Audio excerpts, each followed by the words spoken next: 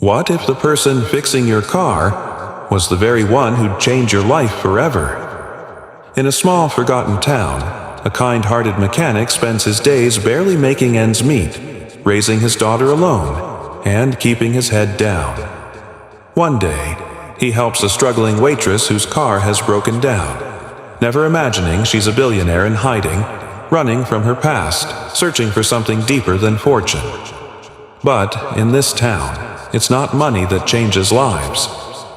It's kindness, it's love, and sometimes it's the people you least expect who end up healing you.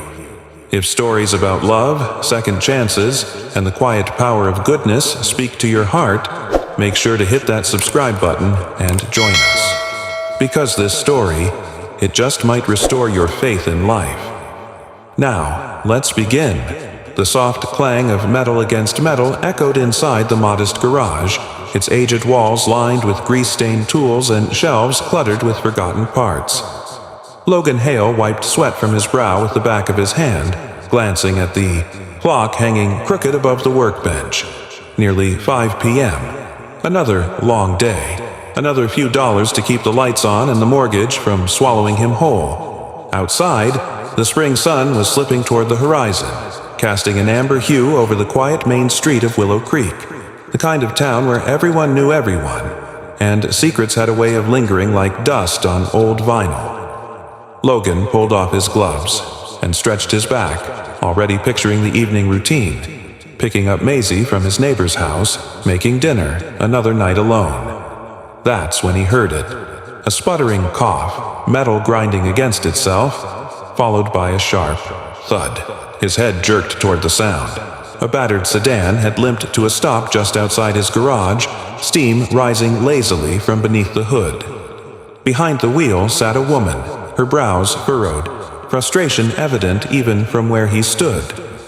Logan walked over, wiping his hands on a rag. As he approached, she stepped out, slamming the door shut, strands of honey-blonde hair slipping from her ponytail. "Car trouble?" Logan asked, voice steady, neutral. She gave him a half-smile, one of those reflexive gestures people give when they're trying not to look embarrassed. "Looks like it," she sighed. "It's been making that awful noise all week. Guess I shouldn't have pushed my luck." He crouched beside the car, eyes sharp, scanning for the issue. "Pop the hood," she obliged, and a cloud of steam burst upward. Logan leaned in, inspecting the mess of wires and aging components. Within seconds, he spotted it. Nothing catastrophic, just a loose belt and a leak. "Nothing too serious," he said after a moment. "Give me about 15 minutes and I'll have you back on the road." Relief softened her face. "That would be amazing. I was on my way to work, actually." Logan glanced at her uniform.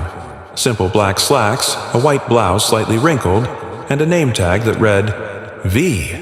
"Quincy's Diner?" he asked, recognizing the logo embroidered on her sleeve. She nodded. "Double shift today. Lucky me." He offered a faint smile, then returned to work without another word.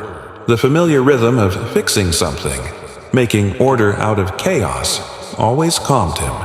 As he tightened bolts and wiped down parts, he couldn't help but notice how the woman stood nearby, fidgeting with her keys, eyes darting between the car and the street like she carried some invisible weight.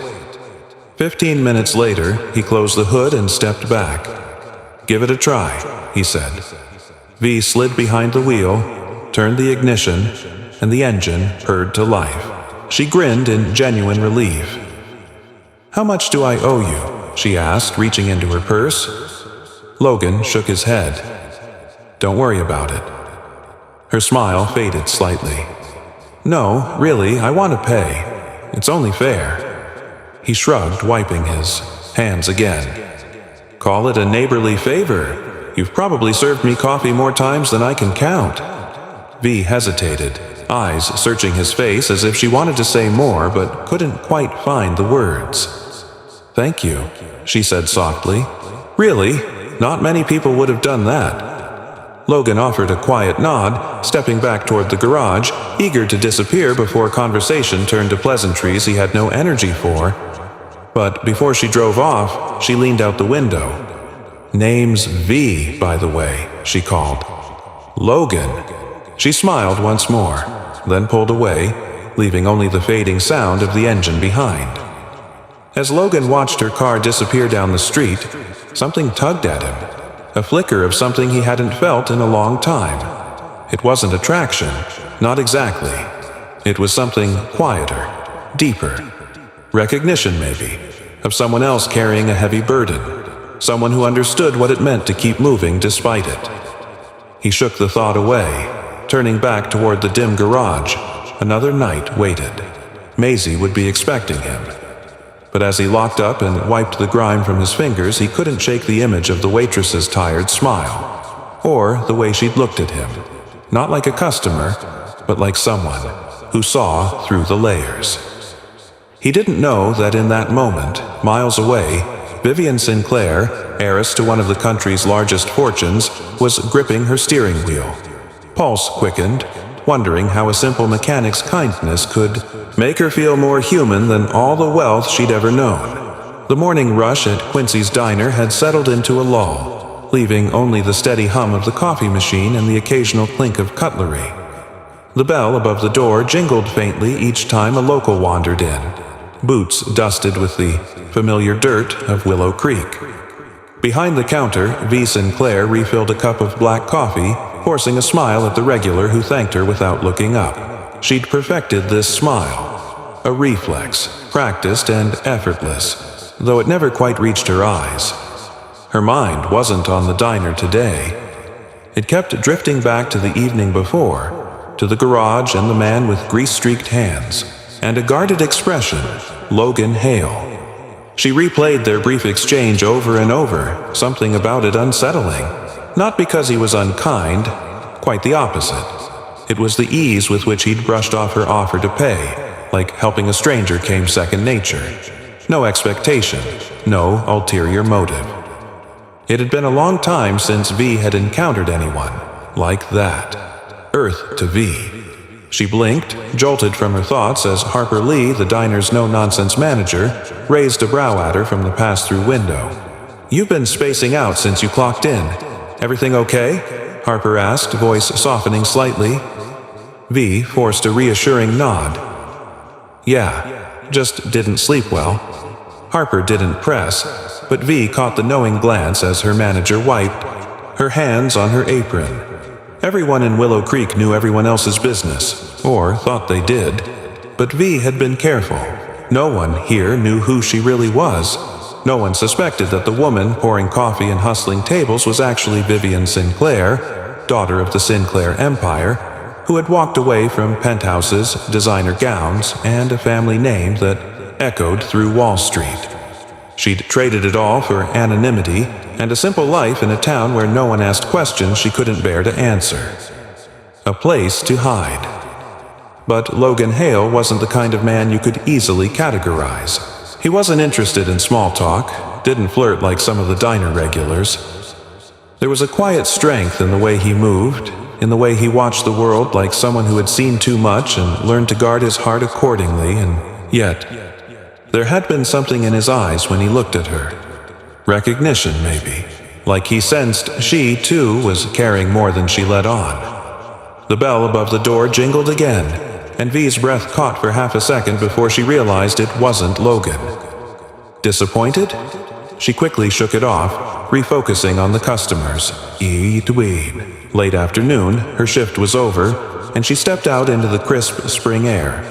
Her car sat where she'd left it, repaired and humming smoothly thanks to Logan's handiwork. She slid behind the wheel, fingers tapping the steering wheel absently, debating whether to drive straight home. Instead, her hands steered her back toward the garage, almost without thinking. The place looked the same. Modest, a little rough, around the edges, but now she noticed the small details.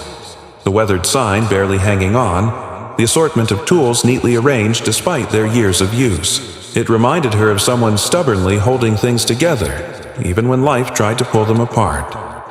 Logan was outside, bent over the hood of an old pickup, his posture relaxed but focused. She hesitated, unsure why she'd come, unsure what she even wanted to say. Before she could change her mind, he glanced up, wiping his hands on a rag. "Back so soon?" he asked, the hint of a smile tugging at the corner of his mouth. V shrugged, walking closer.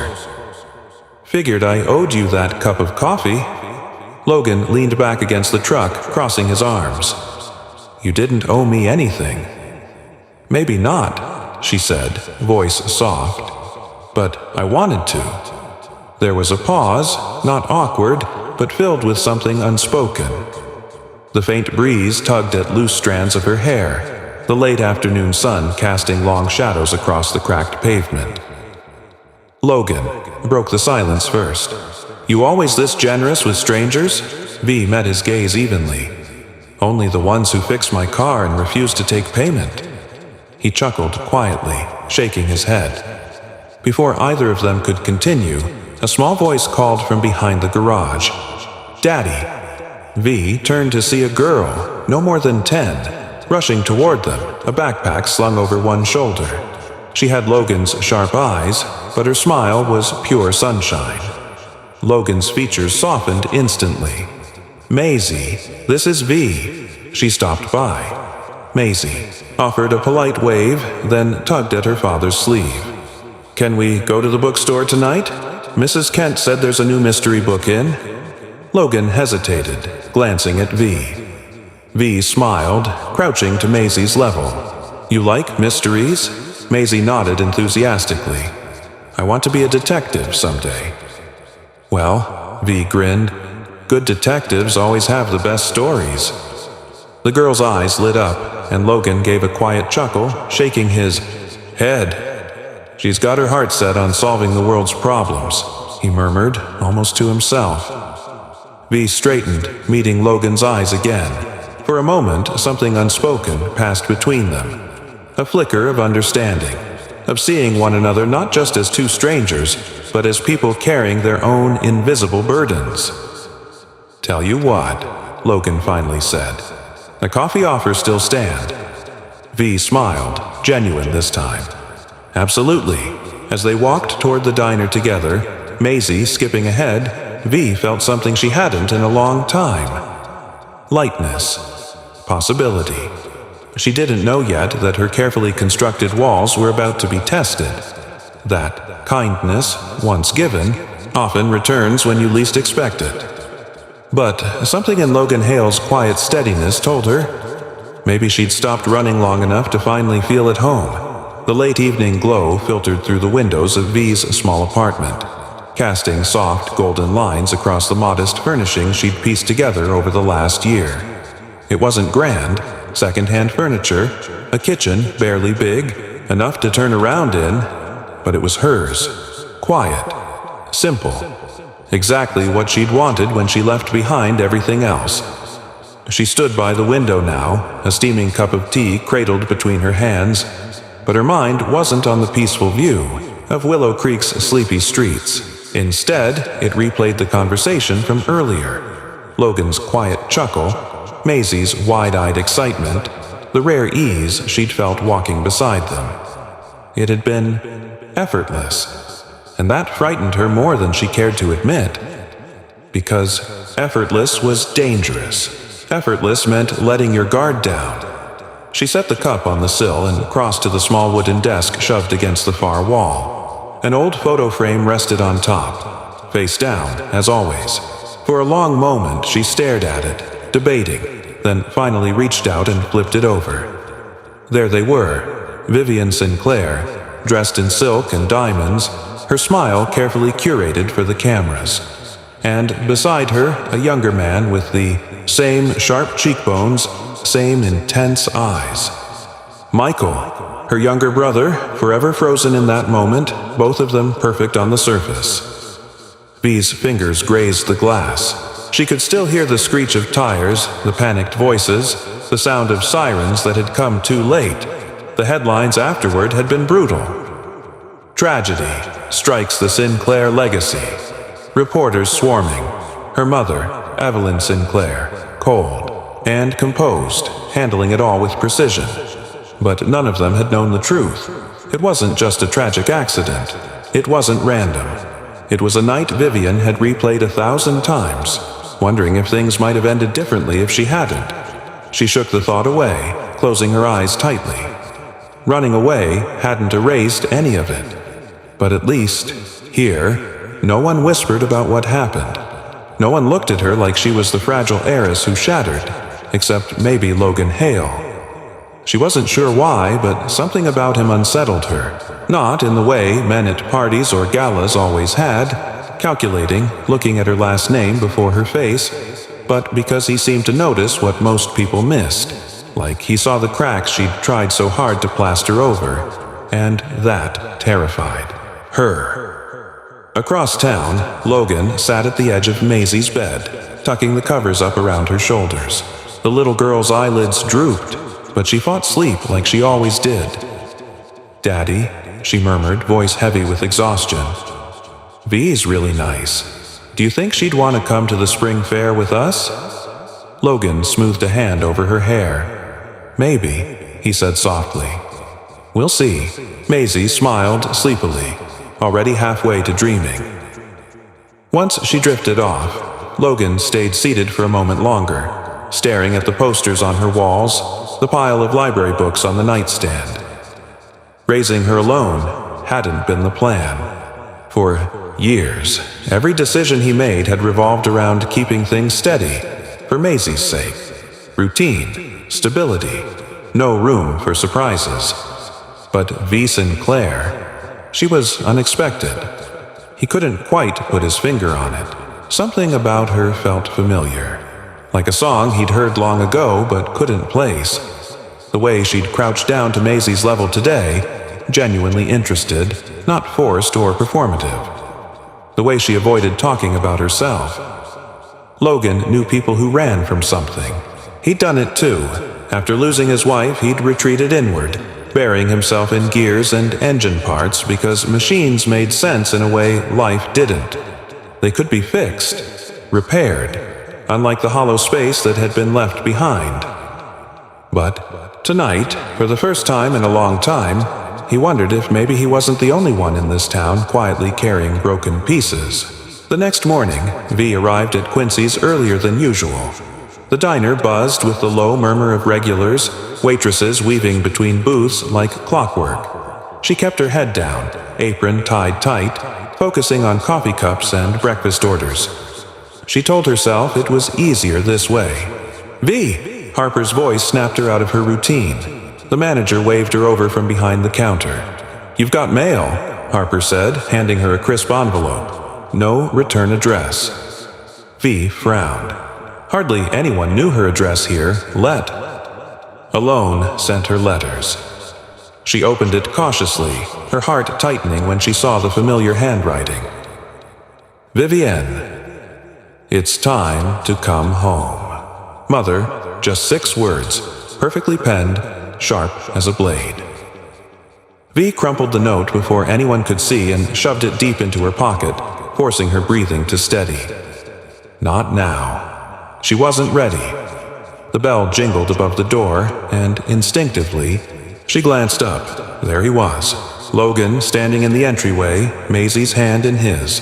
His gaze met hers briefly, a flicker of something she couldn't quite name passing between them before Maisie tugged him toward a booth. V swallowed hard, past and present colliding inside her chest like a storm. She pasted on her usual smile, and grabbed the coffee pot. Because running only worked until someone saw you clearly enough to make you stop. The steady hum of conversation filled Quincy's diner, mingling with the faint clatter of plates and the rich aroma of coffee brewing. The Saturday morning crowd had thickened, as it always did. Farmers catching up over breakfast, couples lingering. At corner booths, the familiar rhythm of a town where life moved at a gentler pace. Behind the counter, V. Sinclair moved swiftly, pouring refills, balancing orders, her practiced smile firmly in place. But her mind wandered far from the steaming cups and sizzling griddles. Every time she looked toward the booth in the far corner, her eyes snagged on the same image. Logan Hale, quietly reading a worn paperback while Maisie colored beside him. They looked so normal, comfortable in a way that felt foreign to her. She wondered what it would be like to belong to something simple, to be part of mornings like these without the weight of expectation pressing on her shoulders. "V, honey, table 4 is asking for you." Harper's voice jolted her back. V smoothed her apron, plastering the smile she'd practiced for months. "Got it," she called back, but her steps shifted instinctively toward Logan's table first. "Morning?" she greeted, setting down a plate of pancakes in front of Maisie. The little girl beamed up at her. "Extra strawberries," Maisie grinned. "Thank you, Miss V." "You're welcome, Detective," V teased, winking. Logan glanced up from his book, offering her a quiet nod. His eyes lingered on her just a second too long, as if he wanted to say something but didn't quite know how. She moved on quickly, heart thudding harder than it should have. Later that afternoon, after her shift, V lingered outside the diner longer than usual, her fingers fiddling absent-mindedly with the folded envelope still buried in her apron pocket. Her mother's words echoed like a ticking clock. "It's time to come home." Home. The word felt hollow. She glanced up the street, eyes landing on Logan's garage across the way. The bay door stood open. Logan's figure bent over an engine, sleeves rolled, grease streaking his arms. There was something grounding about watching him. Steady, reliable, no pretense. Before she could talk herself out of it, she crossed the street. He looked up as she approached, wiping his hands on a rag. "Something wrong with the car again?" he asked, a half-smirk tugging at his lips. "No," she said quickly, a little breathless. I just wanted to drop something off." From behind her back, she produced a small brown paper bag and handed it to him. He raised an eyebrow but took it, opening it cautiously. Inside was a simple sandwich, neatly wrapped, and a slice of pie she'd snuck from the diner kitchen. Logan looked up at her, bemused. "You didn't have to. It's just lunch," she interrupted, feeling heat creep up her neck. "You fixed my car twice now. Consider it a trade." He held her gaze a moment, then nodded slowly. "Thank you." V hesitated. The words caught in her throat before she finally asked, "Do you always take care of everyone else, Logan?" The question hung between them, heavier than she intended. He glanced down at the sandwich, then back up at her, something unreadable flickering in his eyes. "It's easier," he said quietly, "than letting anyone take care of you." V swallowed, suddenly unsure what to do with the space between them. But before she could answer, a small voice called from behind. "V!" Maisie came running, cheeks flushed, a library book clutched in her arms. "Look what I found," she said, holding up a detective novel. V crouched to her level, forcing herself to smile. "You'll be solving mysteries all over town soon." Maisie grinned, then glanced between her and Logan, sensing the charged silence. "You should come with us sometime," the little girl blurted. "Daddy says there's a spring fair next weekend." Logan opened his mouth to interject, but V beat him to it. "I'd like that," she said softly, surprising herself. Maisie beamed, clearly pleased, then skipped back toward the truck. Logan watched after her, then looked back at V, something gentler in his expression now. "Guess it's settled," he murmured. V managed a faint laugh, the knots in her chest loosening ever so slightly. As she walked back toward her apartment, she realized something strange. Her shoulders didn't feel quite so heavy. That evening, Logan stood at his kitchen sink, washing dishes as Maisie chattered about her library books. But his mind wasn't on the words. It was on the quiet, hesitant smile V had given him, the way her eyes flickered between guarded and open, as though she were wrestling with something invisible. He recognized that struggle. It mirrored his own, and despite himself, he found he didn't mind the idea of her joining them at the fair. Because maybe, just maybe, some people weren't meant to carry their burdens alone. The spring fair banners had already begun fluttering along Willow Creek's main street, bright colors waving in the breeze as vendors set up booths, and kids ran ahead of their parents, excited chatter filling the air. It was the kind